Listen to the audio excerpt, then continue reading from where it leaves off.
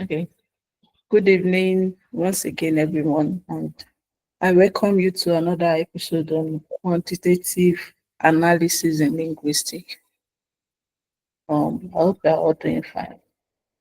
So, in the last class, you can remind us what we did in the last class and give us a summary of what we did. I need someone to volunteer, remind us what we did in the last class. In the last class, we did word embedding. That was machine learning class, right? All right, apologies. Yeah, Ibukun. That was for machine learning. So this is quantitative class now. So what did we do in the last quantitative class? Anyone? Thank you, Ibukun, for that suggestion. So anyone else wants to assist? Ibukun, were you in the last class?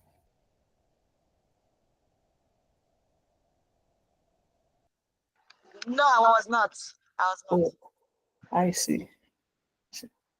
Perhaps I should call names. Who wants to volunteer?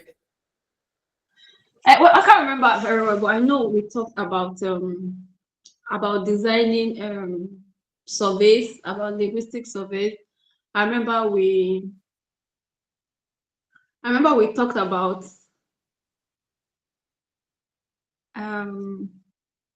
research instruments. Am I not? We talk about research instruments. We talk about asking the right questions and the right Yes. instruments to ask the right question. We talk about Yes. open-ended questions. I can't. Yes. Yes. Mercy, thank you. You gave it a try. Who else wants to assist? But while we do that, kindly confirm you can see my screen. Can you see my screen?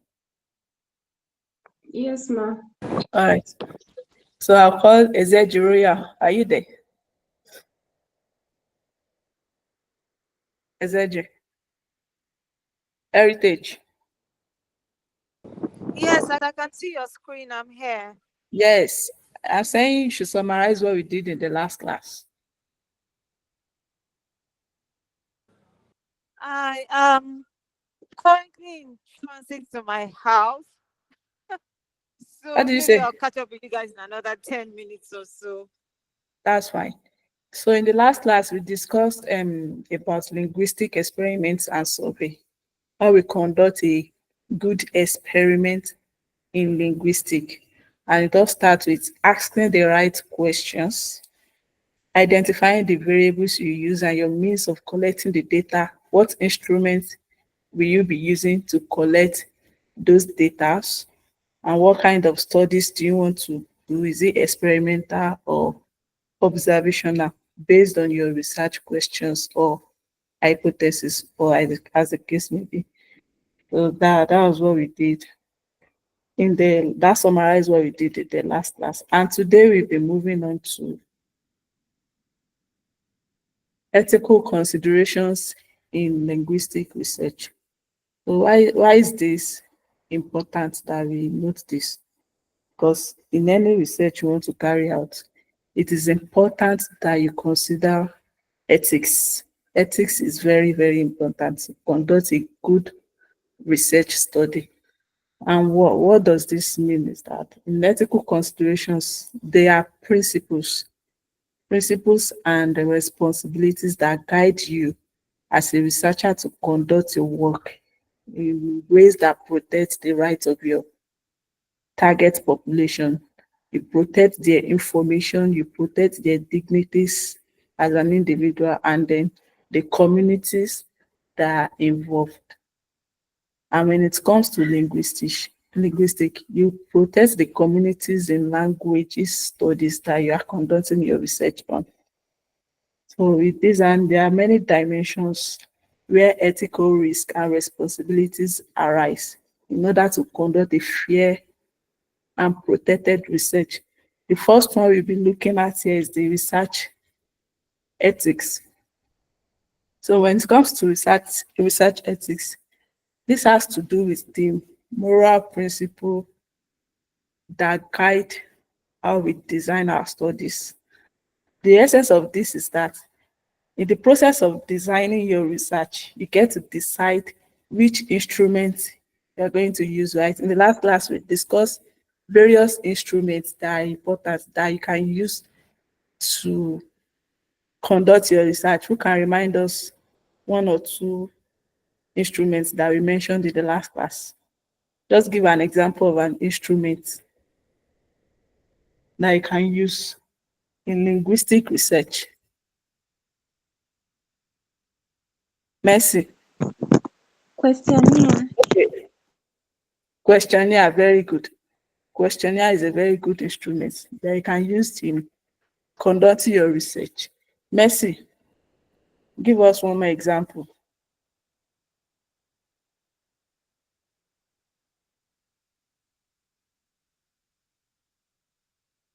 Mercy is not there. Abdurrashid.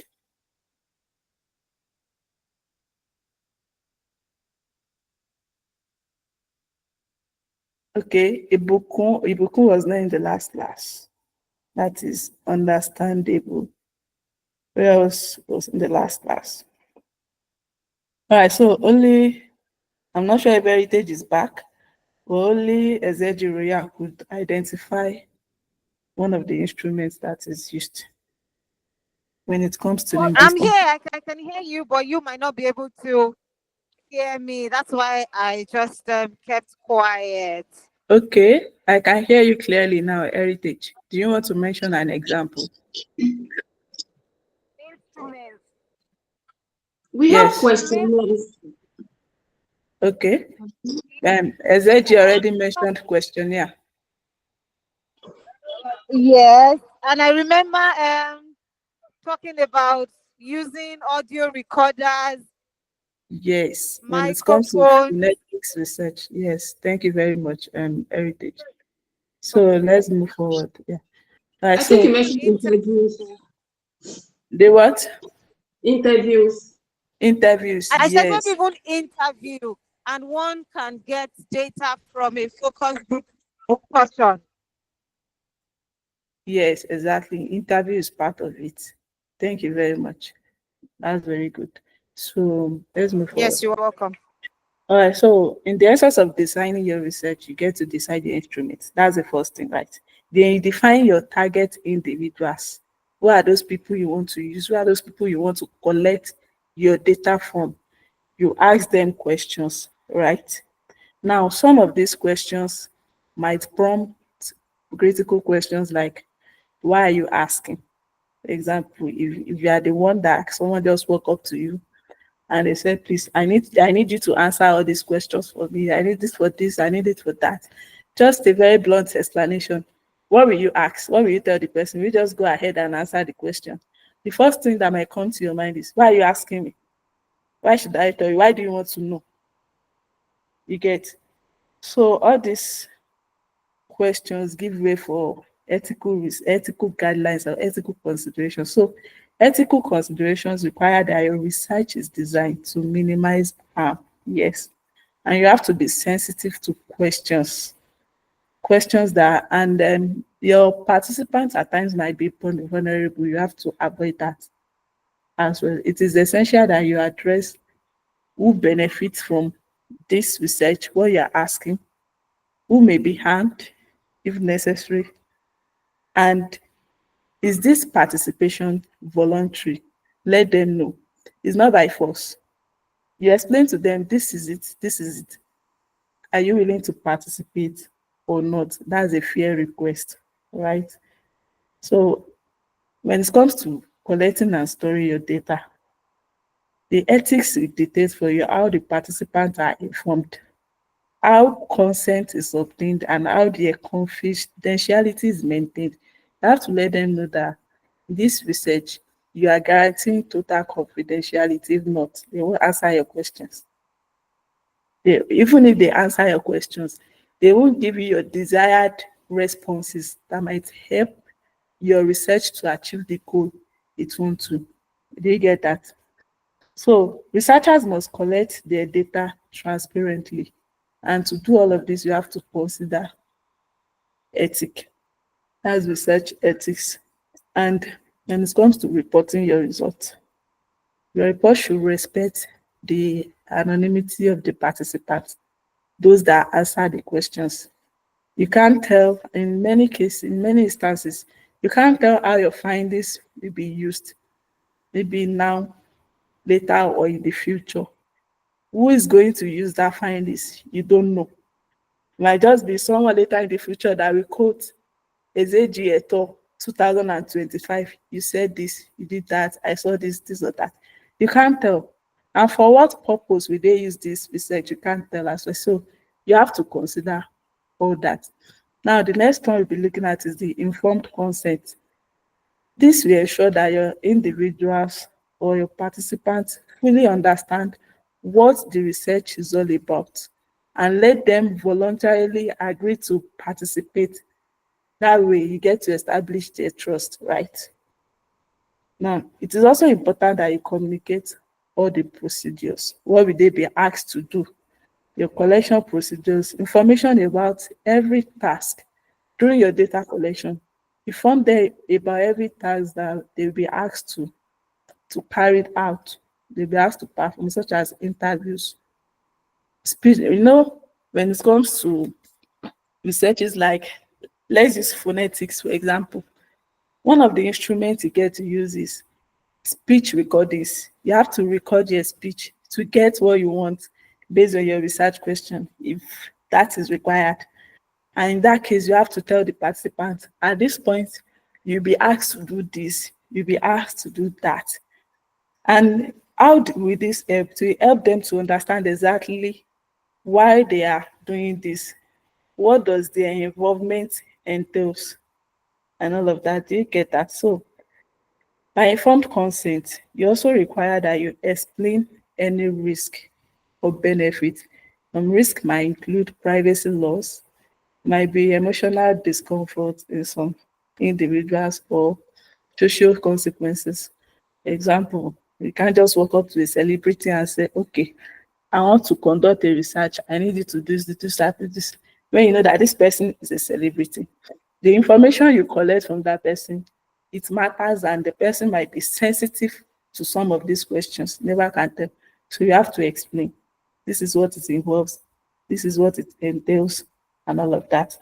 So the next one is we're looking at about data privacy. Yes. So researchers must protect the personal information of participants. This is also important. This is important because when you collect your data and you start by asking, for example, you walk up to me, you're a researcher, and you want me to perhaps answer an interview questions for you or fill up a questionnaire for you. And then the first thing you ask is, what is your name? Or what will I do? I'll be like, my name. Why is that important? Why do you want to know? What does that has to do with what you are asking? So in most instances, you have to go with anonymization, remove the names and any identifiers from maybe transcripts or data set, be it questionnaire, interview, recordings, remove them. At times you can use codes instead of names. Just use a code to ID each of those individuals, and that might be sufficient. So you store the recordings and files in secure folders, because you can't tell who might walk up to your laptop for one or two information and then come across these folders and they copy it. By then you already violate the privacy or confidentiality of your participants, isn't it? You share data anonymously even when you have to. If that is necessary, share them anonymously. You don't have to include the respondent information. Those that you are sharing the data with don't have to know who you collect the data from. Exactly. And lastly, you have to avoid quoting sensitive materials without consent of those that have it, of those that are in charge, those that authored it. Do you get it? For example, instead of writing Mrs. Bola from Ibadan said so, you can say, Mrs. Bola is already a female, she's a speaker. A female speaker from Southwest Nigeria They don't have to know where exactly in Southwest Nigeria that person is. They don't have to know who the person is. What matter is that the person is a female and she's from where? Southwest Nigeria. So that's one of the way you ensure data privacy. All right, so the next one is community representation and respect. So researchers must avoid exploiting the communities they study. Language research should be inclusive and respectful. How do you achieve all of this? You acknowledge local knowledge and input. Share your findings with communities, use cultural sensitive languages and questions, then avoid stereotyping and generalizations. For example, if you are involving a native speaker of a minority language in your design, you have to collaborate with people who uses the language daily instead of going outside. That is, involve native speakers in the design, in the collection, in the analysis, in the reporting of results, rather than having outsiders to make all the choices for you. Because when you use native speakers, this will help you to shape your research questions aside the aside violating cultural ethics, because they made that at times there may be cultural rules when it comes to researching communities, and when it has to do with the language, and it has to do with anything cultural. At times your research might get to violate some rules, might get to disclose some things that you are not supposed to. But when you involve a native speaker and you collaborate together, this person tells you, okay, this is what you should do, or this is how I think we should do it. This is what I think should not be done. Do you get that? So when you engage native speakers, for example, in interpreting your results, you help to avoid outsiders bias or any misunderstanding. So it's good you work with native speakers so that the research design or the results can avoid that. So lastly, I think this is the last one. Okay, not the last one. The ethical challenges in field studies. When it comes to field work, now you have to collect data directly from people, individuals, or communities. Some issues that you might run into is power imbalance. That's the first one. Between the researcher and the participants. I think someone is raising. Okay. Okay, so another issue is the language barrier. Times you might have issue with understanding languages and all of that. Then unfamiliar norms, in some cultures, some things that they do or some languages they speak might feel strange to you. And that way, there might be issues collecting data from such people. And another issue is lack of access to written consent forms. How do you resolve all this issue? You have to, first of all, gain their trust. And this is where the ethics and the informed consent comes in. Build trust first, and then use local assistant or translators. Find someone within that culture, within that community that understand the language they speak. Gain the trust of that person and then use the person to collect the data. Or let the person interpret whatever response they are giving to you in another language for you. Another solution is that you get a verbal consent if writing is not feasible. If they can't write or you think they don't want to write, then at least gain their trust to talk. Let them give you the response and then you put it down yourself. Then you have to respect their culture. You have to respect their rules in order to get the desirable response that is necessary for your research goal. So the last one we'll be looking at is the ethical challenges in corpus study. By now, I think we all know what corpus study is. Corpus is a collection of, can be a website, can be a yeah, let me just use a website, collection of web or collection of text, very large in most instances. So if you are not working directly with people, purpose-based research has its own concern. Yes, you think that your research goal is not does not guarantee or does not necessarily need you to go to people to collect your data set, and you want to go to online and collect your data. That's where the corpus study comes in. Some issue you might run into is using data from social media without permission. Yes. Why does this matter? Is in corpus, whereby in corpus you gather collection of text. So at times it's a corpus also involves web scraping. You scrape the web, you scrape the you scrape social media websites, or depending on which media you want to use for your research. So you get to scrape information from different posts, different comments, different headlines without permission. That's one of those issues, because anything you scrape, anything you analyze and you push it out there is going for everybody to see. And you don't know where that findings will land tomorrow. So another issue is quoting private posts or messages and analyzing sensitive content, hate speech, identity. There are a lot of hate speeches on social media that you get to analyze, and you get to and later in the future you might get to see someone that will query this for ask for permission and all of that. So how do you navigate all these issues? First is that you always check terms of use of those platform or corpus. Whatever media, whatever platform, whatever website you are getting your or you are extracting your data from, always make sure you check the term of use. Then when you agree to them, go ahead. If you don't agree and then you go there and do what they don't allow, that you might run into some problem with the research in the long run.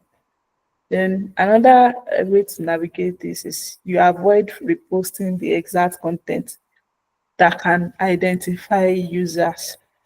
Yes, make sure you don't identify who this, for whatever the case, if it is social media who posts the content, make sure their information or their privacy is protected. And lastly, make sure you treat all possibly available data with caution and care. So I hope we all understand these rules, and this will guide us moving forward as a researcher to conduct your research with no issue, no problems. You don't have to think of what am I putting out there? Where will it land? How will I face this issue when it comes? Because there won't be issue when you follow all these ethics that we have discussed. So if there's any question, let me quickly take it before I hand over to Miss Oni. So take it from there.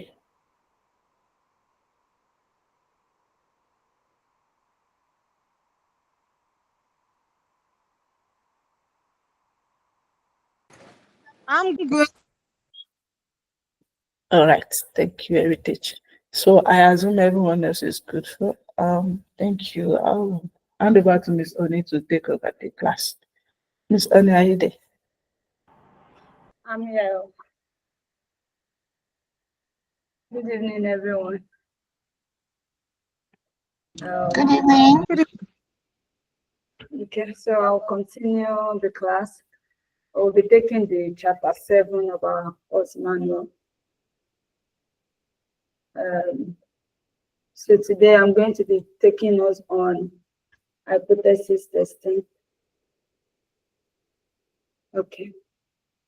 So I'm going to be taking us on hypothesis testing, and I want to believe that for some of us, we have come across this word before, probably in our, I'm not sure if they came across it in the machine learning class, but the word hypothesis, it It's an English word. Can anybody help us with what you think is the literal meaning of hypothesis?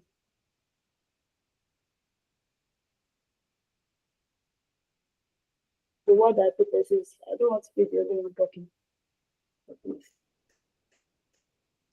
I think it's like an observation that might not be, that has not been confirmed whether it's right or wrong. What is it?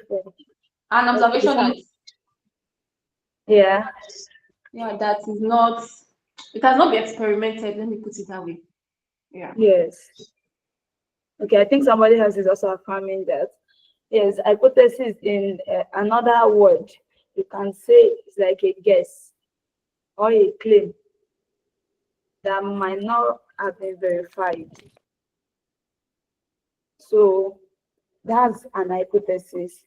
And hypothesis testing, like testing of hypothesis, yeah, is now a statistical method that you can use to decide whether there is enough evidence in a sample of data to infer that there is a certain condition, that a certain condition holds in the population.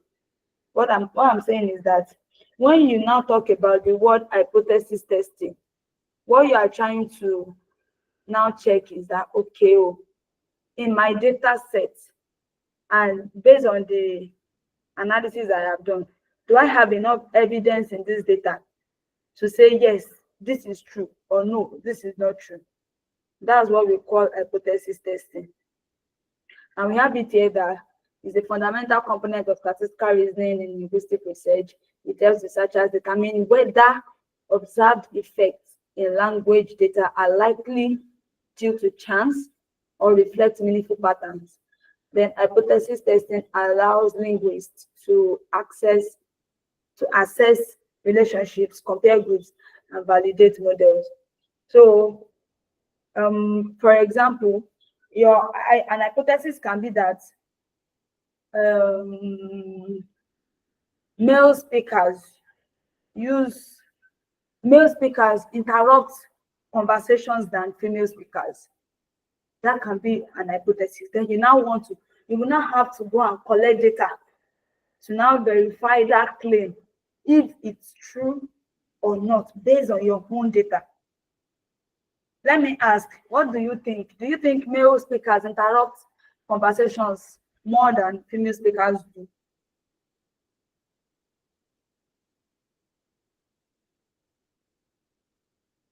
Okay. Say until we have carried out the research and experiment, except we want to guess. Exactly, except if we want to guess. So in that situation, we will now have to go out there and collect data. And then we'll now do so many statistical tests before we can then conclude that, okay, based on this data. Because sometimes the data you are collecting can be different from what somebody else will collect, and you might have something different. So based on that, your data, okay, well, this hypothesis is true or is not true. That's what we call testing of hypothesis. Now, as we have on the screen, hypothesis can be divided into two. We have the null and the alternative hypothesis. Let me share my whiteboard.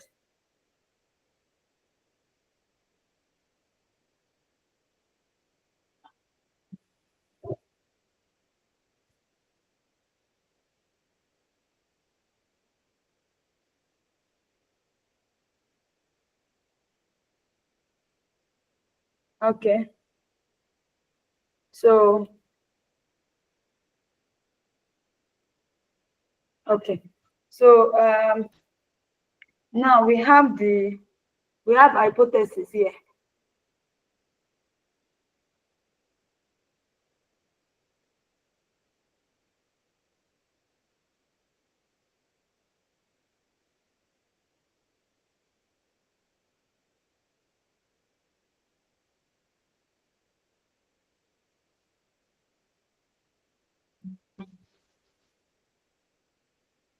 And then here is divided into two.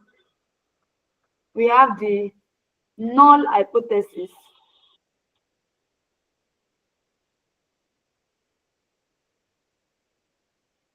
Null hypothesis, and then we have the alternative hypothesis.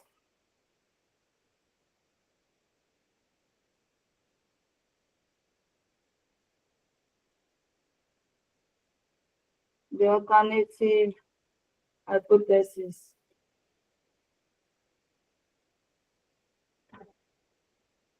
Okay, so the null hypothesis here, you can be symbolized by H naught. H naught. And the alternative here can be written as H1, that's subscript 1, or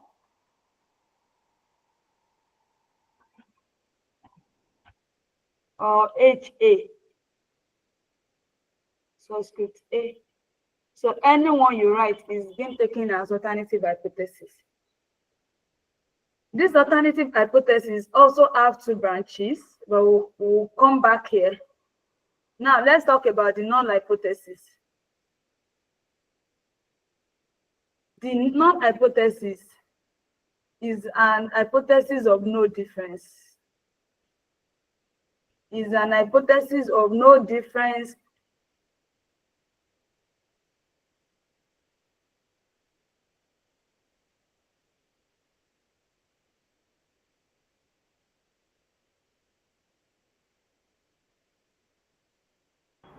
Okay, so sorry for that break. I think it's the internet connection.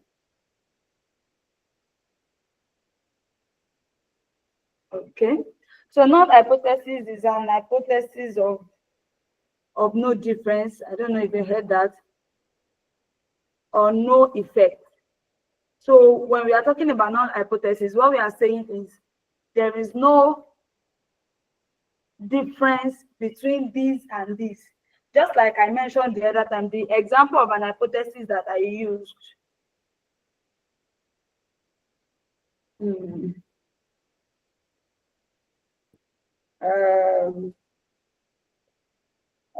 I said that male speakers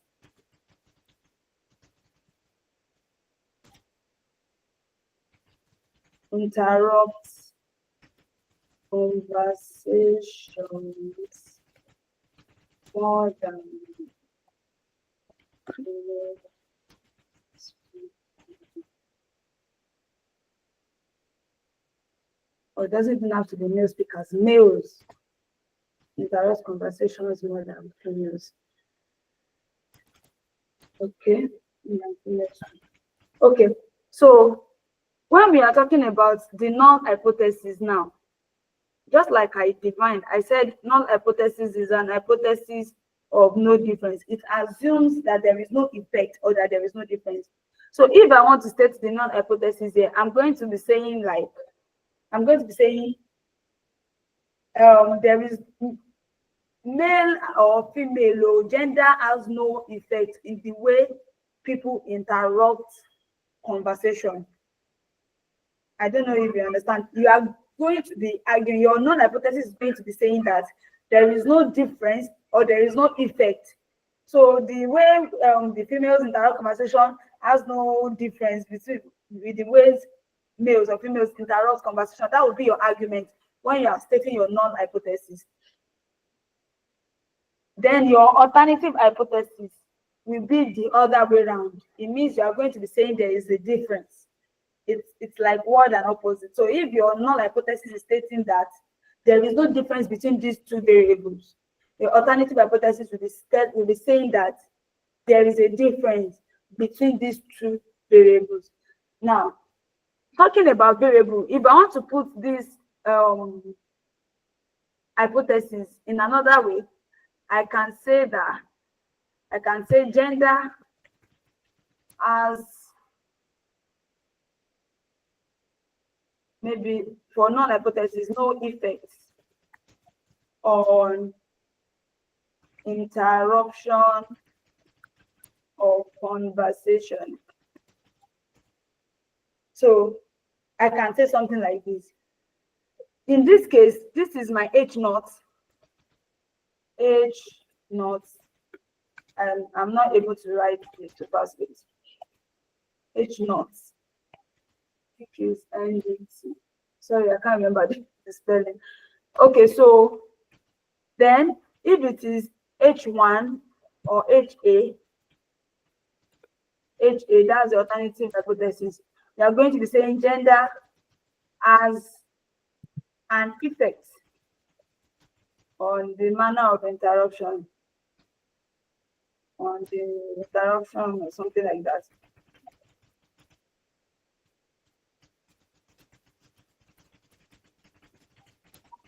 Conversation. So that is going to be your argument. So no, if we want to write it in symbolic form, if our gender is maybe G, and our interaction of conversation is maybe C or maybe I think I is better.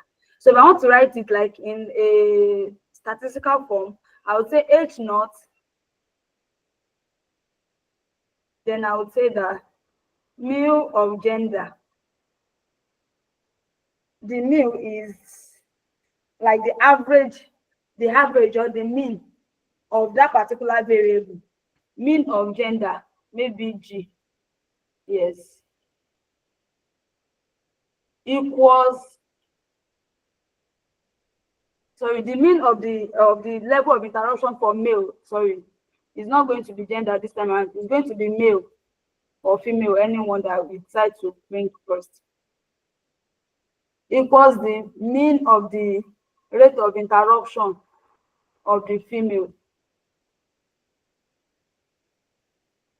So that will be your null hypothesis, which is saying that male has no difference with females in their manner of interruption. You can also write it as,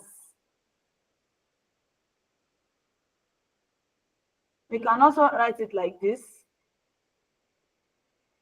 Mu M, sorry, the M should be subscript, minus mu F. That's for the female. Equals to 0. You can also write it like this. This is just normal mathematics equation. If you bring this to the back of your equals to, then your right hand side becomes 0. If you bring this one here, so you know this is positive. If you bring it here, this becomes negative mu F. And so you have negative mu F here, and this one becomes 0. So it means that there is no difference. The difference in their mean is 0, which means there is no difference. You are still saying the same thing. Depends on how you choose to write your own equation. Now, let's go to the alternative hypothesis. So your alternative hypothesis, which is H1, cannot be divided into 3. I mentioned it the other time. I said it can be divided into 2. Well, literally we can say 2, but we can also say 3. I will explain. Now, if we say that our argument here is that they are not the same, maybe heritage is standing like they are the same, and then Royal is saying that they are not the same, then I can question Royal and say, sorry, what do you mean by they are not the same? Are you saying that men interrupt more, or females interrupt more, or are you just saying that they are not the same? Do you understand? You arguing that they are not the same can mean that, okay, one is greater than one, or the other one is less, or they are not the same. That is why your alternative hypothesis can be divided into 2 or 3, I don't know, but let's say 2 because of the name. So it's called one tail. We call it one tail, like normal tail. And then we call it two tail.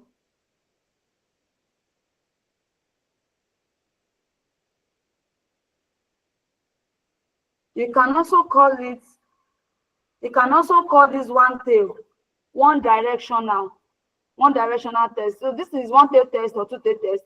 Then this is one directional test. One direction.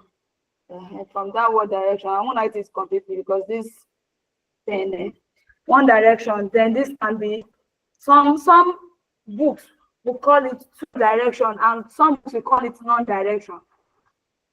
Maybe you will pick what you want to call it when we are done writing the formula. So some people will call it two direction or non-directional or a non-directional test. So let's leave it this way. Now, if I want to write my H1, let's first work with the one tail test. Let's work with the one tail test. I will be saying something like mu m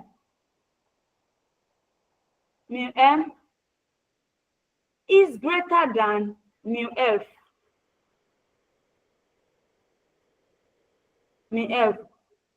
Or I can say that the difference between mu m and mu f is greater than 0. I'm still saying the same thing. You are just bringing this your mu f, this positive mu f, you are just bringing it down here, and then you have 0 here. So you're saying that their difference is greater than 0.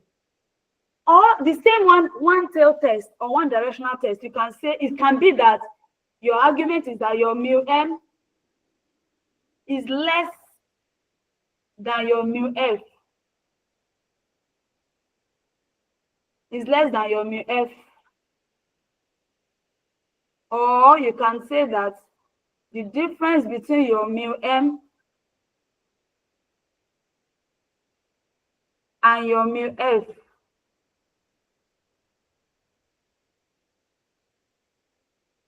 is negative. That means it's less than 0. Anything less than 0, you already know you are going to negative. So you are saying the difference is negative. That is for one tail test. This is for one tail test. One tail test, ED. This is a one tail test. But when we talk about two tail test, the two tail test,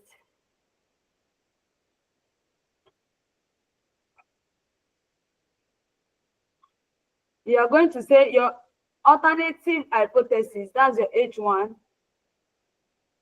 your colon, then your mu m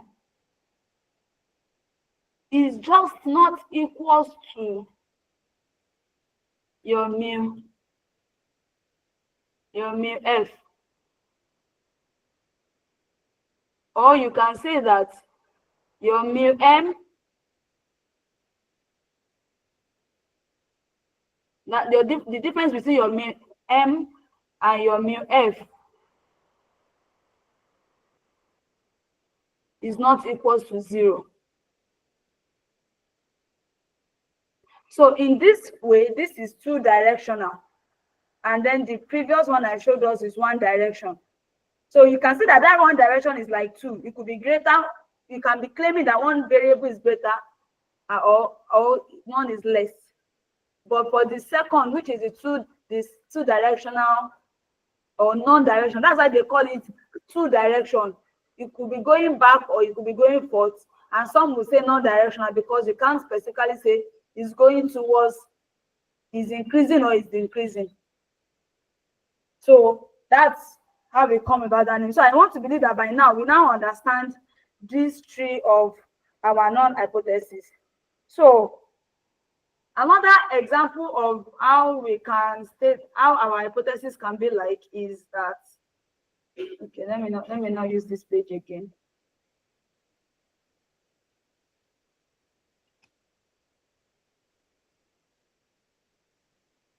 Let's go to maybe this page. Okay, let's try another hypothesis.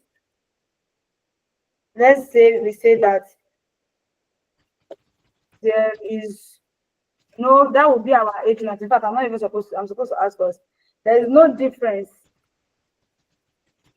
in the average speech rate of bilingual and monolingual speakers. So let's say this is an hypothesis, and just like I have said, I've told us that this will be our H naught, right? Our H naught.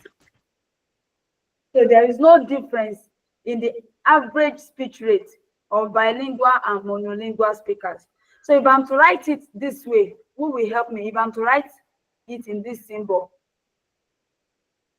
if I'm to write it like this formula, how will I go about it?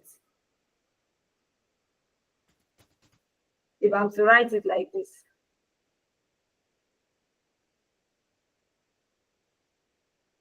Okay, oh, I need somebody to talk so that I'm sure I'm not the only, I'm not teaching myself. If I'm to write my H naught in this way, so how will we go about it?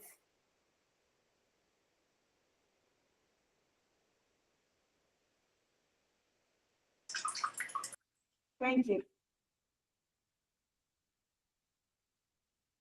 I believe somebody is about to talk.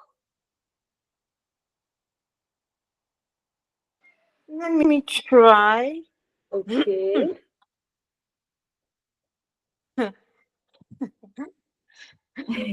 Should I go back to that? Okay, so can you see? This one was for male and female. Okay. For male and female. But this time we are now using bilingual and monolingual. Do you get? Okay. So, and monolingual. Okay. Yes. Okay. So, H naught equals H naught colon. colon. Yes. Is it It's called mu. It's called mu. MU. But we kind of pronounce it like mu. Yes. Oh, right. No. Okay. Yes. No. B or BL. Okay, that's for bilingual.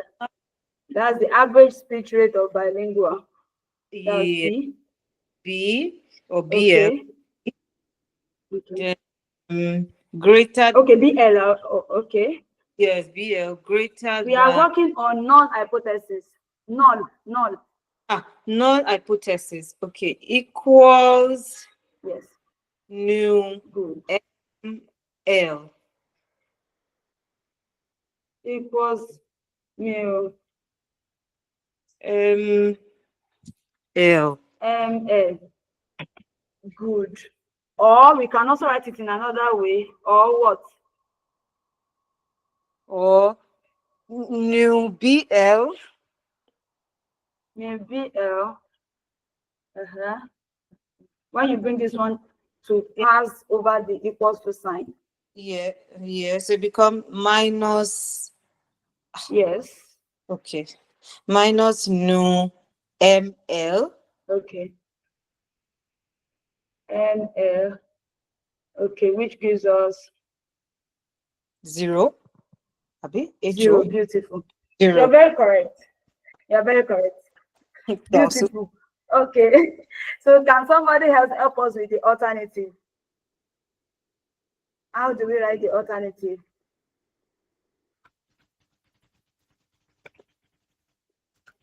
Somebody else?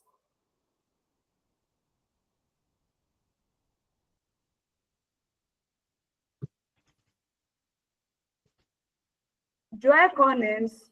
Ibukun?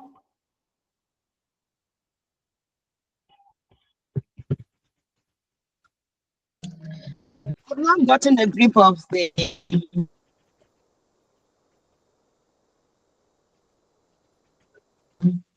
second hypothesis. Yeah. Okay, do you want me to recap? Because we have to get it. Do you want me to recap? Okay, So just like I said, Thank we you. have two. You're welcome. We have two types of hypothesis. We have the non-hypothesis, which is symbolized as H0, and we have the alternative hypothesis, which is symbolized as H1 or HA. Now, your non-hypothesis is the hypothesis of no difference. Like what you are saying is that there is no difference in between this and this, just like we have established in the male or female speakers, in the monolingual or bilingual speakers, as the last hypothesis that we just worked on. So what you are arguing for your non-hypothesis is that no, there is no difference. But your alternative, you are saying that there is difference. First, understand that concept. Your non-hypothesis, the argument is that there is no difference. Whatsoever you are saying, you're just saying there is no difference. But your alternative hypothesis, your argument is that there is difference. Yeah. Now, the alternative hypothesis, you cannot say that, oh, the difference is that one is higher than one. Maybe A is greater than B, or B is greater than A. You know that once B is greater than A, it means that there's also a difference, which is part of the argument. Once one is greater than one, it means that there is difference, right? Ibukun, we are together, right? Yes, we are together. Okay. Yes. So if that could be your argument that no, the average mean of females is greater than the average mean of males based on the numerical variable you are looking into. That could be your line of argument. Or the line of argument could even be that I do not even care which one is greater. I shall know that there is difference. In that case, the first two scenarios that I cited is this. If you are claiming that your first group is greater than your second group, or your first group is less than your second group, they are still alternative hypotheses, but you are working with a one-tail test. But if you are saying that your first group, you don't know which is greater, you don't know the direction, you can't specifically say that this one is greater, but you are sure that there's a difference, then you are working on a two-tail test. And that's when you have, it's not just equal. I shall know it's not equal to.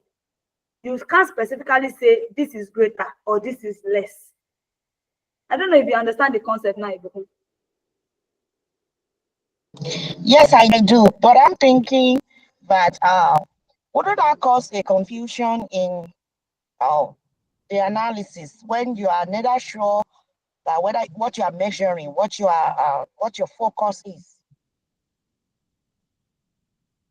Okay, so let me clarify on that. You know, as we keep going, we are going to understand this concept more. At the end of the day, what we are going to be testing is actually our null hypothesis, which is the most important one. Our alternative hypothesis is not that it's not important. It will just give us clarity on what our conclusion will look like. Our null hypothesis is what we are going to be rejecting or we are going to be accepting to be true or not. And our alternative hypothesis will tell us, is just to tell us that, this at the end of the day, our conclusion is that this is greater or this is less. But that one aside, there are statistical measures that is being put in place if you are working on a one-tail test. You know, you remember something called four-figure table? I don't know, maybe WAEC or NECO used to give us that this thing when we were in secondary school. Yes. If you can access it, maybe your children has it already. If you can go and check it, you will see it there. When you see all this, if you see something like t-test or and over, we are going to go there in the next class. You will see where you see one-tail test. You will see where you see two-tail test. The inference, the way you would check for your one-tail test will be different from the way you check for your two-tail test. For the sake of exam, your question will be clear. You would have seen it if your argument, your alternative hypothesis, if it's going to be saying that, but the average rate is expected to be higher. The average rate of female is expected to be higher than male. You would have known that your examiner is trying to examine you for a one-tail alternative. Do you understand? For the sake of exam. But oftentimes in real life, actually, we kind of deal with two-tail tests most often than none. two-state test, okay, you can't really specify, but you just want to know, you just know that there is, the argument is just that there is a difference between these two groups. Most times it's two-state test, but for the sake of the exam, if need be, it will be clearly stated. When you read through it, you will know that, oh, this, what they want us to work on is one tail or two tail. Have I clarified the confusion a bit? Yes, you have. Thank you. Okay. All right. So if we are to write this, should I say formula now or representation, what we'll just be doing for H1, if we can do it together, if you won't mind. For H1, let's just work on the two tail. Let's work on this detail. Yes. All right. So H1, I've written H1 for you. I've tried. Yeah. Then what's the next thing? No. Mu. Oh, sorry, mu. BL. Yeah. BL. Okay.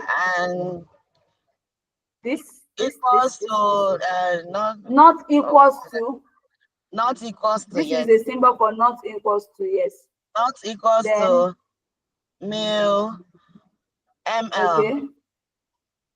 ML. That's monolingual. Okay. Yes. Or what?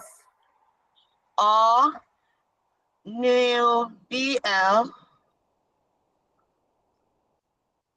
Okay.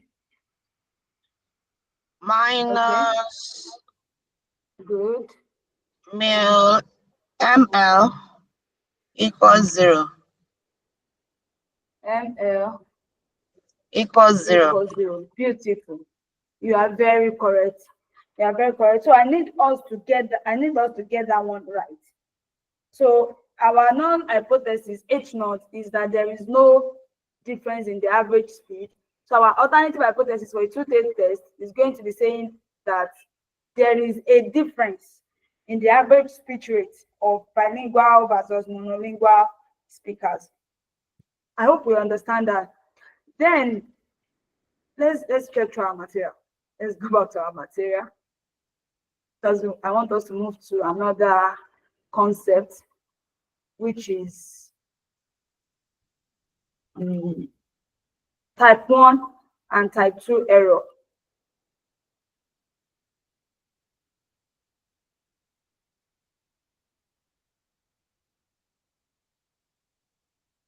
Okay, so I think we have done justice to this.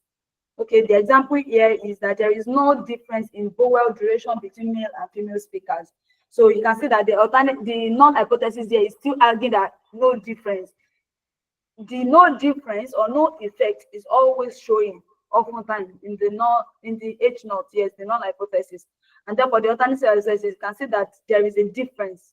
So in this situation, it's a two-stage test because it's not saying that male vowel duration is greater than female or is less. So the argument is just that there is a difference in the vowel duration.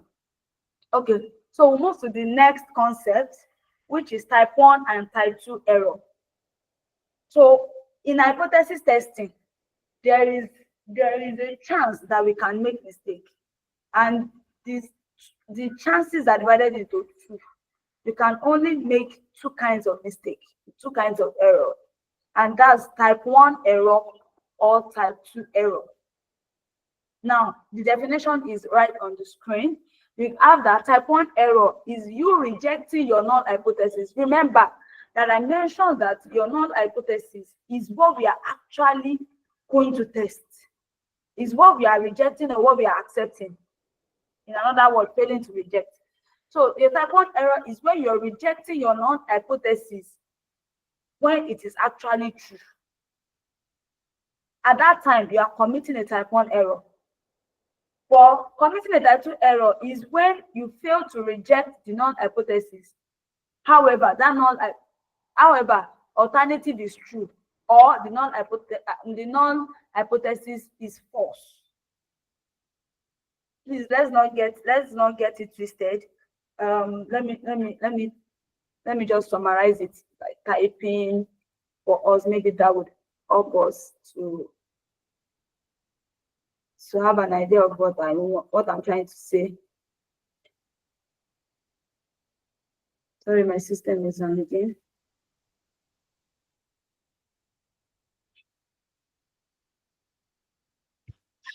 Okay, so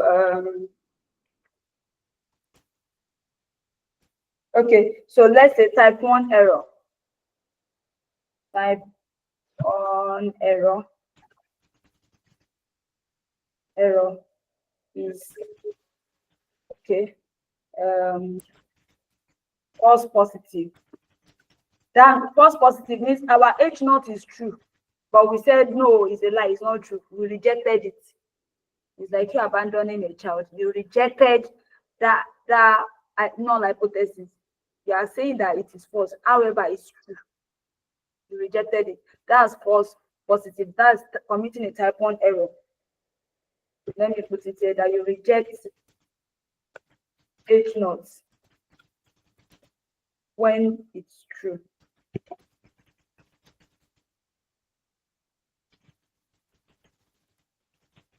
Then our type 2 error. I wish I can just do a tabular distance so that we can see, but I think this one too is fine.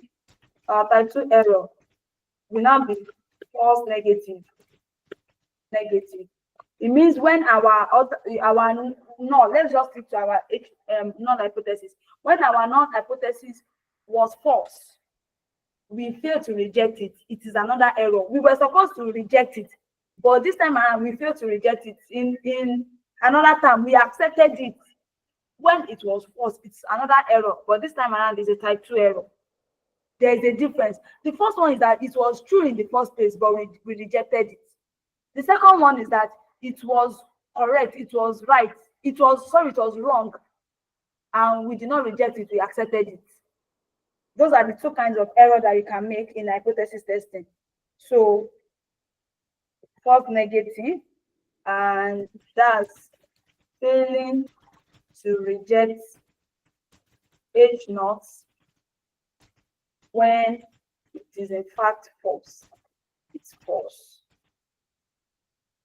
So those are the two errors that we can make in hypothesis testing. Let's take note of that. I'm trying to see if I can break it down again. Okay. It is known, statistically known, that type 1 error is a grievous error to make. Is more grievous than type 2 error. None of it should actually be committed, but type 2 error is still okay, but type 1 error is more grievous to make as a researcher or an analyst than type 1 error, because your null hypothesis was indeed true and you rejected it. If there is this scenario that I always try to paint for students, I used to say, okay, like for example, now in a court of law, a judge, like the judge, do not actually know who has committed a crime. Even if even if you are very spiritual and your God had revealed this particular case, the story behind it to you, be bounded by the law and all of that. You can't just come to the court and say, oh, this accused, I'm sorry, I don't know those terminologies that they use in the court of law. Please, you pardon me, but I know you would know what I'm saying. You can't say this defendant. What is it? Complainant and defendant. Okay, so who is the defendant? The accused. The accused. So it's the accused that I know. Person that brought the matter to court is the complainant. Okay. So I think I'm going to use the defendant. So the judge can't just say this defendant or this accused now is guilty. No, the judge would have to place his judgment on how the lawyers will defend the complainant and the defendants now. How good their lawyer, how sound their lawyer is, how the kinds of points that they can make, and it is based on that the judge can now, make his declaration or his judgment and all of that. Now, the judge can also make two errors. For example, if there is a thief now, if the case is that, maybe armed robbery case, and then the defendant, maybe only one person was caught, or maybe just one person, and then the person's lawyer, the defendant's lawyer, is going to might likely be saying, my client is not even in the picture at all, and trying to say no, he was not even there at this time, he was at home, trying to defend. And then the other complainer will be saying, it was exact, I saw his mark, I saw a bet mark, can you check his hand? And the bet is there, he was the one that held me or that strangled me and all of that. Now, the judge can make two mistakes. He can claim that based on what you have seen, the evidence that you have seen with the defense and all of that, he can say that this particular defendant is guilty.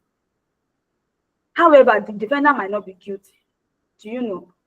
At the end of the day, true, the defendant might not be guilty, but maybe the defendant did not have good lawyer. And this other one had a very, very sound lawyer, in fact, renowned lawyer.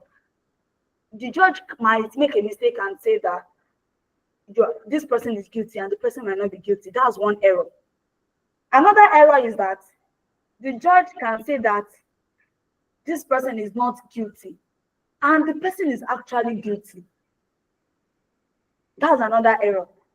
One can be attributed to something like a type 1 error and a type 2 error. The question is, which one is more grievous? Okay, so there is a thief, there is a robbery case, and a judge is saying that, we go in free, we are not guilty. However, the person is guilty. Or the judge says death by hanging, and the person did not actually, in fact, the person was at home, but just because the person didn't have a good lawyer to defend his case, or Yoruba will say, let's say, some people will not know how to talk, and then they just implicated themselves. Yes, that's the English, you implicate yourself. So which one is more grievous? To me, I would say that, telling the innocent that, okay, death by hanging or firing squad, or all those things that they used to do, is more grievous than saying it's better to just be going, even though the person is guilty. Letting 100 guilty people go might be better, morally, might be better than killing one innocent person. So that's the concept I want us to have. So when your H0 is true, that's when the person is innocent and you rejected it. Rejected it means that you decide that they should kill the person. Obviously, you have rejected the person even in the society. I'm trying to paint a picture so that we don't get ourselves confused. Because when I was an undergraduate, this concept was very, very, very confusing to me. And that was what I was able to use to understand it up till now. So when the person was actually innocent and the person was death by hanging, was given the sentence of death by hanging or firing squad, that's a type 1 error, false positive. But when the person was actually guilty, false, and we fail to reject, we fail to condemn the person, we ask the person to go. That's failing to reject the H0. And in that case, that's called the type 2 error. Please, do we have a question? I think I have to entertain question at this point before we move to the last concept. Please, do we have a question?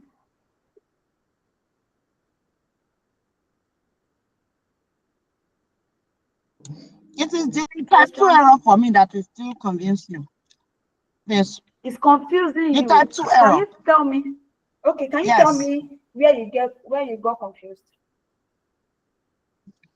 Okay.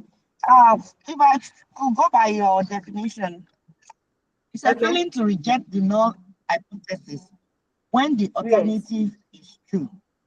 If I would interpret this, I would say that. Okay. Shall I go ahead? Yes, go ahead. If I will interpret this, I would say that the null hypothesis is false, and then you fail to reject it. Am I right? Yes.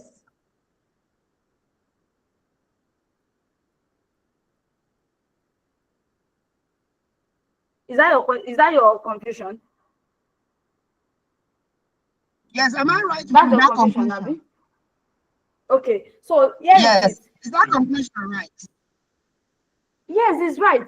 Your null hypothesis, if the alternative is true, it means that your null is false. Agreed. Your null is false. But instead of you to reject something that is false, you accepted it. That's the failing to reject. Please, let's not get confused with the failing to reject. That's just the statistical way we put this. We don't write that word accept. But for you to understand it, considering the fact that you do not have a statistical background, that's why I'm using that word accept it. So something that is false, you now accepted it. It's an error. Do we understand now? So your interpretation of it is very correct. You failing to reject it when it was false. You were supposed to reject it. You now fail to reject it. That's an error. That's type 2 error. That's type 2 error. Yes. Right. All right. Okay. So I want to move to, oh, is there another question? I want to move to p-values and significance level.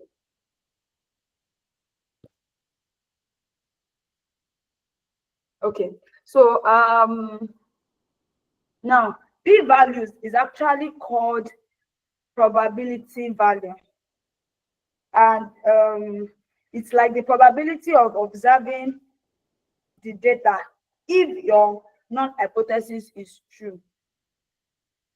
Yeah, that's what we have here. The p-value indicates the probability of observing the data if the null hypothesis is true. A low p-value suggests that the observed data is unlikely under the null hypothesis, and then and then vice versa. If your p-value is high, then it's likely to be. All right. So now the question is, how do we get our p-value? Well, when we are using computer, in which we are using now, like in our days now, we talk about p-value. We do our calculation. If you are using R, you write your code, and then you get your output, and then it calculates your p-value. Because I wouldn't want us to go through that process of me writing formulas for you. It's not in your curriculum. But in those days, when we were in the undergraduate, it was manual calculation. And then we were not even taught how to manually calculate p-value. But there is something else they taught us. And then we were always working with our 4-figure tables. We call it statistical table because it's more than 4-figure table.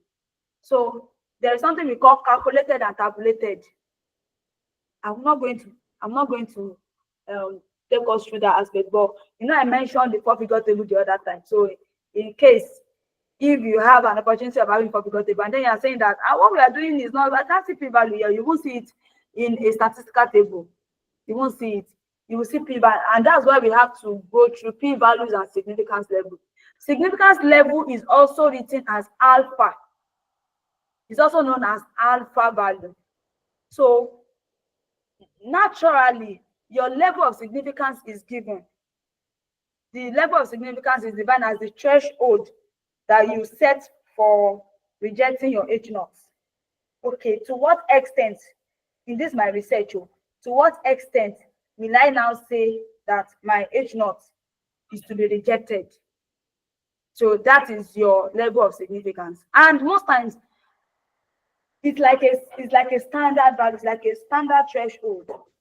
It's between, it's either 0.01 or 0.05 or 0.1. Now, what is the implication that we can understand? When we say 0.01, please, who can convert that to me in percent? Or no, let's start from 0.1. Let me start from something easy.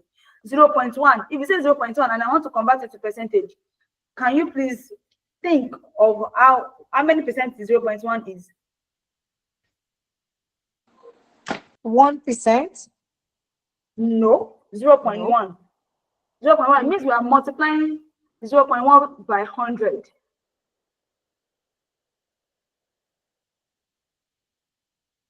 If you multiply 0.1 by 100,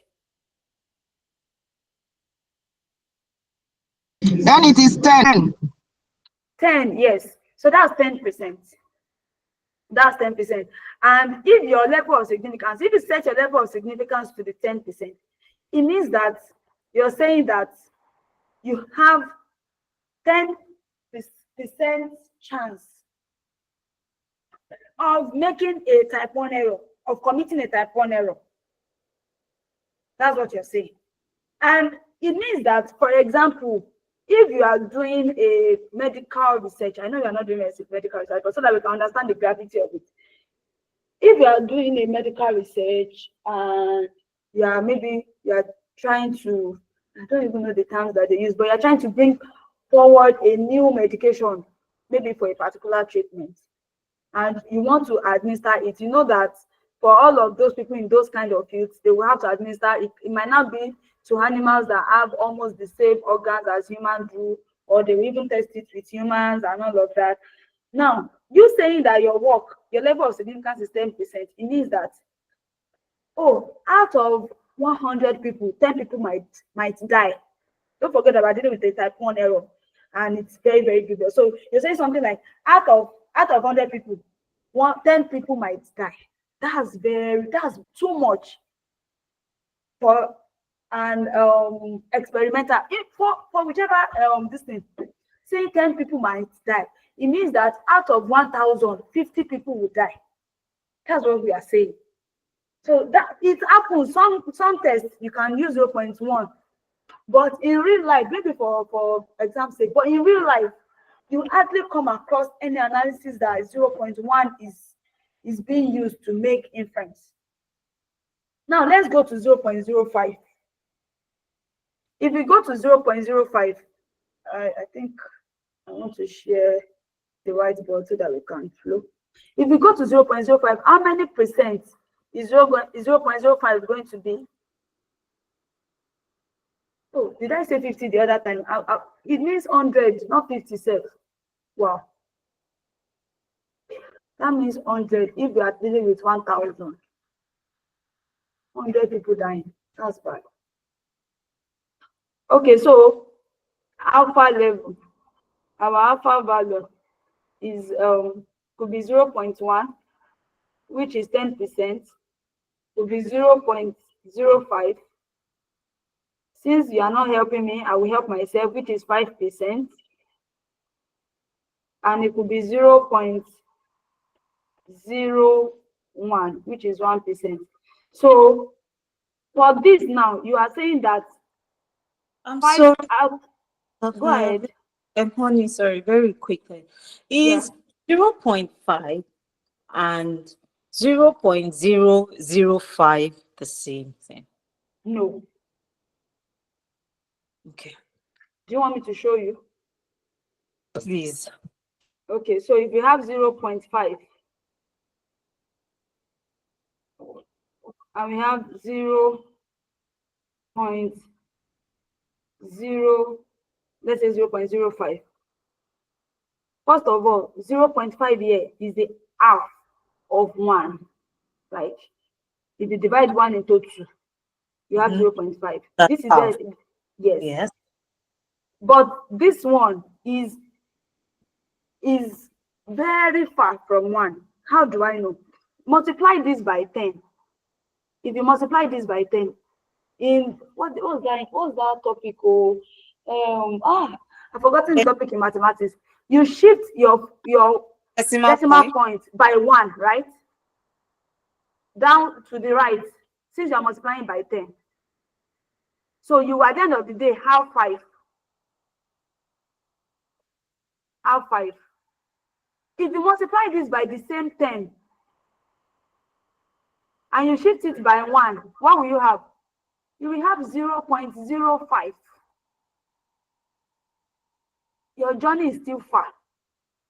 And obviously, you know that 5 is not the same as 0.5.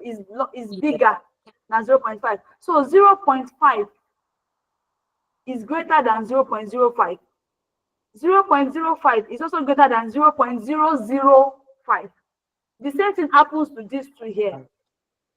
0.1 is greater than 0.01. Because if I multiply this by 10, I have 1 as a whole number. If I multiply this by the same 10, I've still not gotten to that whole number. I've still not gotten, I will still be at 0.1, where this one had already passed. So, for example, like the percentage I was asking us to multiply the other time, this 0.1 now is 10%. If you multiply it by 100, it's 10%. If I multiply this by 100, this is just 1%. I see. Very good. This is just 1%. So some research, in fact, every medical research, they are being placed under this level of significance, because it's more like you can't afford to make mistake. You are working with life.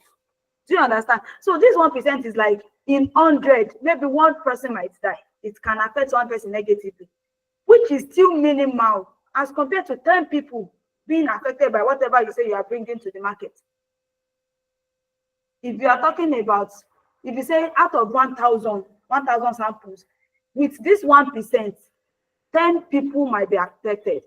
But you see, with this 10%, 100 people will be affected. With this 5%, 50 people will be affected. You can see their level of seriousness. So when you are dealing with medical research or research that has to do with life, another good example is maybe airlines. And maybe you just, I don't know what they do. Maybe they just construct the airlines and all of that, and then they want to test, and whatever they are testing in it, it has to be placed under strict, because if it fails, human life is gone. So it is always placed under this kind of strict level of significance. But for most other field of study, we always work with 0.05. I'm sure your field of study will be working on 0.05, even our own field of study, except if you want to major in biometrics, then political, most of all other fields work with 0.05. So what I'm saying is your field will be working with 0.05. So even in your exam, even if it's not stated, you are working with 0.05. Do we get that? Yes, I do. Thank you so much. All right, you're welcome. So now, what is the impact of p-value and significance level? P-value and significance level. Let's quickly look at that. We're already rounding up. So we use it to make decision. We use those two concepts to make decision. We call something decision rule in hypothesis testing. Decision. Oh, why am I disturbing myself? I could have typed it. Decision rule. Okay. So this is where your understanding of the p-value and level of significance, which is the alpha. I'm going to write the alpha as in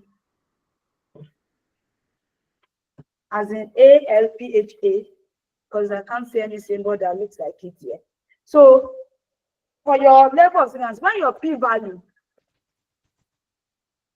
is less than your alpha value,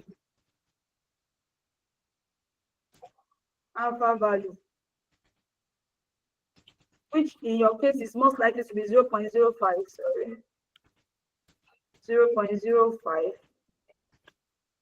When is less, like when you have done your computation, maybe on your computer and all of that, and it gives you a p-value, you bring it down to this decision rule and place it side by side with 0.05.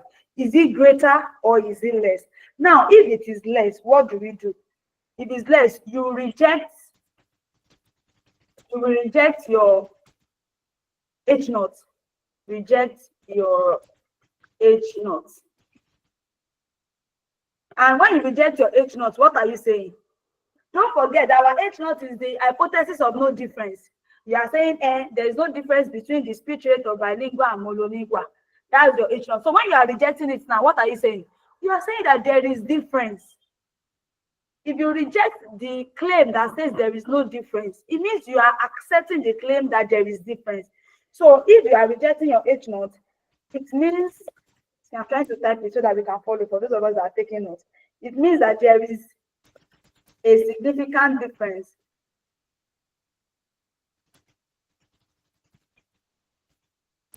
in your variable of interest. I think we should be able to get it this way. And if it is vice versa, it's still the same. If your p-value is greater than your alpha value, which in this case will be 0.05, what will you do this time around?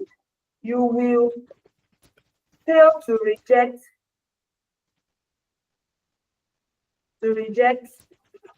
your H0. If you fail to reject it, in literal meaning, you are saying like you accept it, right? And it means that you're accepting that claim that says that there is no difference. So that means there is no significant difference between your variable of interest. So all you have to do, what you're targeting, is to know your p-value. Once you're able to know your p-value, just place it side by side with this decision rule and make your inference. So, for example, in this situation where you are saying that there is difference, for example, you have rejected your null hypothesis, your H0, and then your claim is that there is difference. It is not your alternative hypothesis. Remember that I said that we are testing our null hypothesis in the first place. But when your alternative hypothesis will now come in, is now to now say that, okay, hence, maybe something like hence, it's now concluded that male is now greater. Maybe the speech rate of monolingual is greater than the speech rate of bilingual and all of that. But the literal decision rule is if there is a difference or there is no difference. I hope we get that. Let's check the example in our material.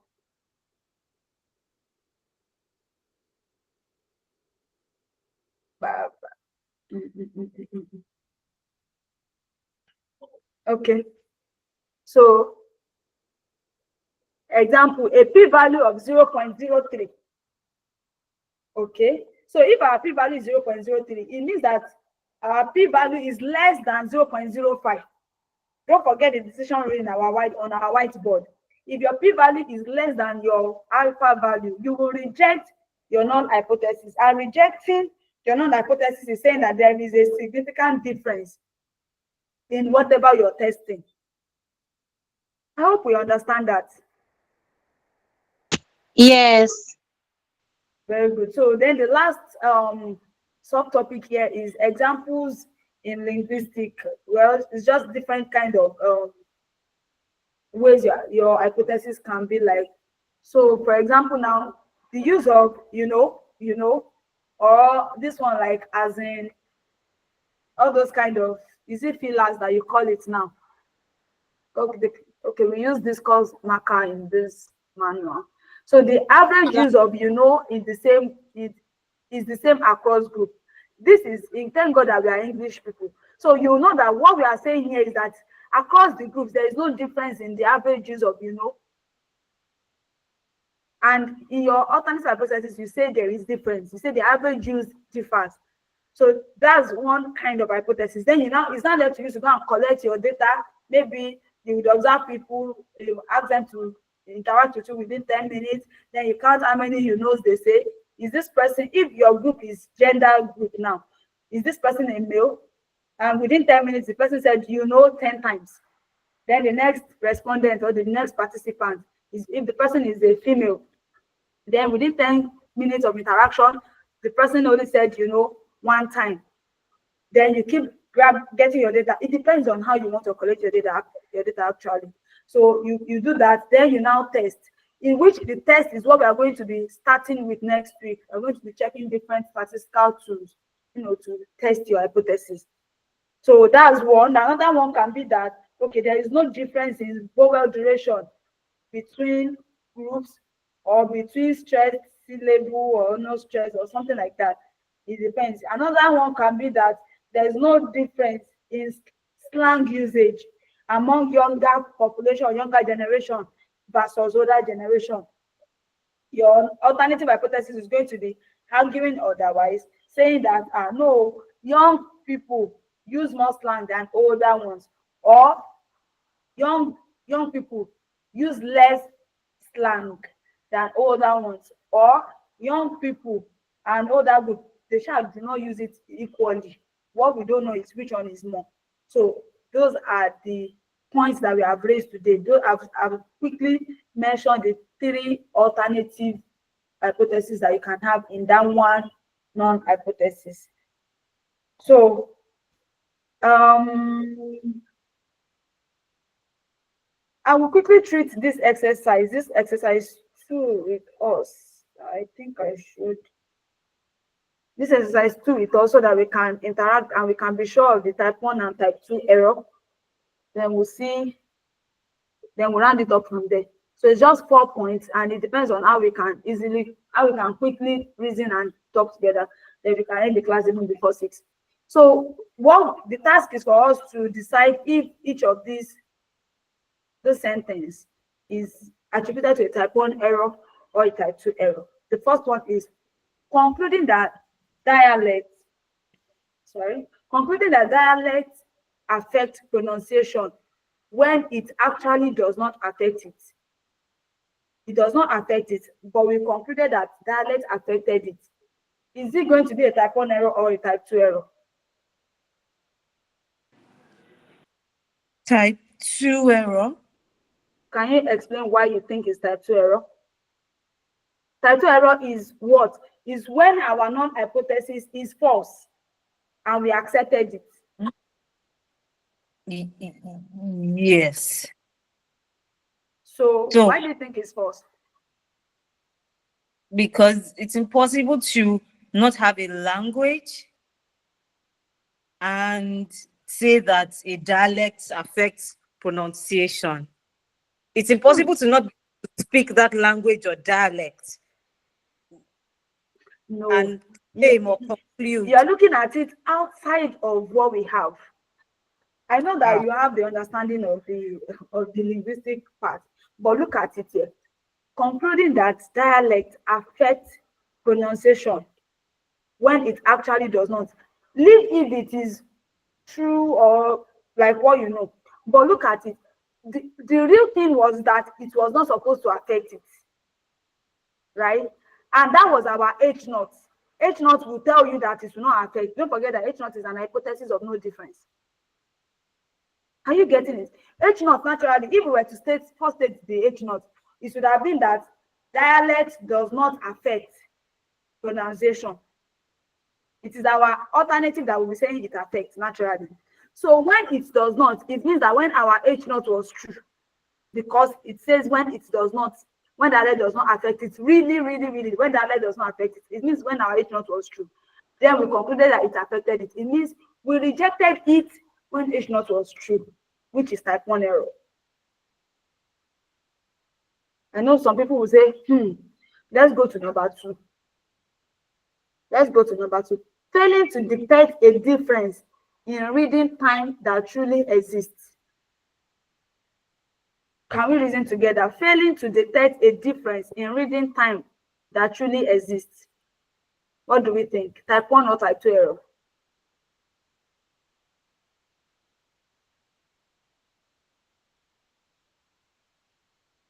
Please, let's not be discouraged. Let's reason together.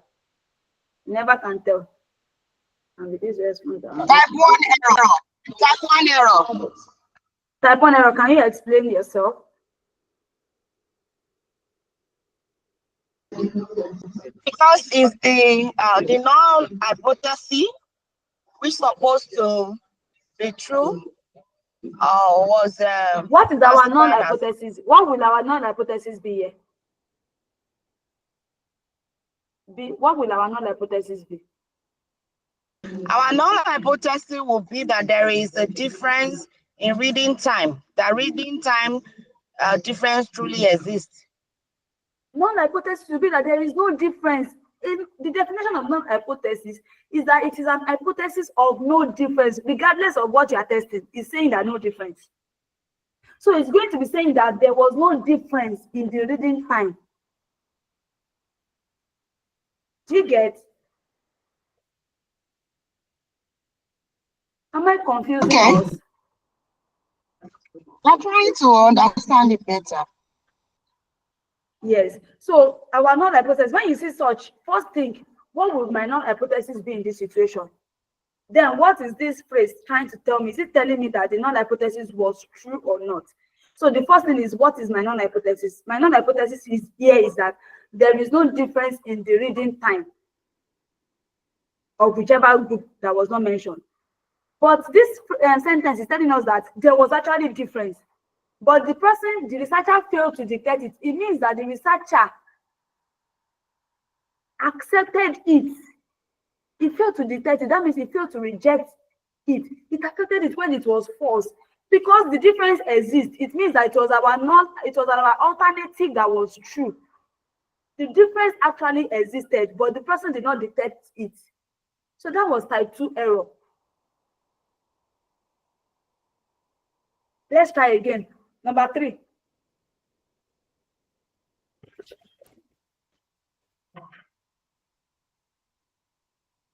Claiming an effect of grammar training on fluency when it's due to chance. Claiming an effect of grammar training on fluency when it's due to chance. So what will be our null hypothesis first from this concept?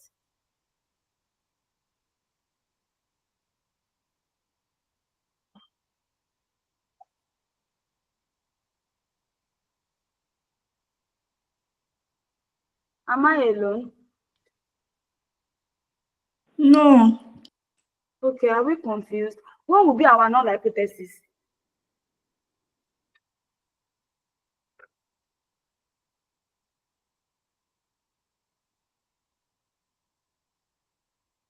I'm waiting. We are delaying ourselves. Claiming that there is an effect of grammar training on fluency when it was due to chance. What would be our null hypothesis first? Don't forget, null hypothesis is an hypothesis of no difference. Another hypothesis would be that there is no effect of grammar training on fluency. Beautiful. Grammar training has no effect of fluency. That is supposed to be the null hypothesis. Good. Now, pick this when it's due to chance. What does that mean? Literally, when it was due to chance. Type. No. What does it mean? Does that mean that there was an effect or there was no effect? Claiming an effect of grammar training on fluency when it's due to chance.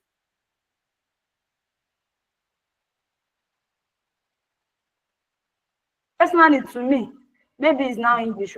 To me, when it's due to chance means that when there was any effect that you saw was due to chance, it wasn't about the training. Do we get that? It wasn't about the training that made the person to be fluent according to this concept. So claiming that there is an effect of grammar training on fluency when in fact the fluency you could see was just due to chance, is it going to be a type 1 error or a type 2 error?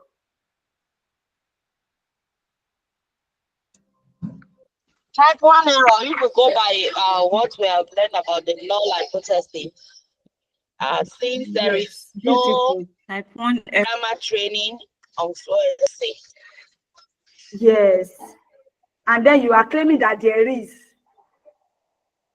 It means you have rejected that claim that there wasn't. You have embraced the claim that's saying that there was. And that's wrong. So that's type 1 error. You reject H0 when it was true. When there was no effect. You said there was effect. Then the last one. missing a real difference in comprehension between two syntactic structures. Missing a real difference. There is a difference, but you missed it. Which error is that? I would say type 2 error. Yes, type 2 error. Do you want to explain further? You're very correct, but do you want to explain further? All right. Since there is no difference in comprehension between the two syntactic structure. Yes. No. You're trying. You're almost there. Missing a real difference. It means that a difference actually exists. You missed it. You didn't notice that there was a difference. The difference actually exists, and the difference existing means that our H naught was false and our alternative was the true one. But you missed it. Missing it means that you are saying that there was no difference, whereas there was difference. So you fail to reject it. Do you understand? Do you understand? Yes. Now? Yes. Exactly. Exactly. So please, we can go further again and read further. Just like I said, there is tiny tendency that such concepts can confuse us. Shall we understand? So we have to read further and don't get ourselves distracted, please, so that we will get it and we'll flow with it, because it's very, very, very important for us. Do we have any question? So that I can hand over to Mrs. Kafaya. She's still there. Any question?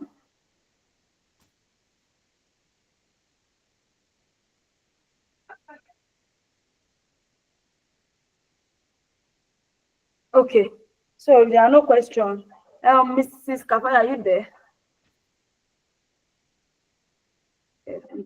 Yes. Thank you, Mrs. So I think you can end. Thank you. Okay. What about the tutorial?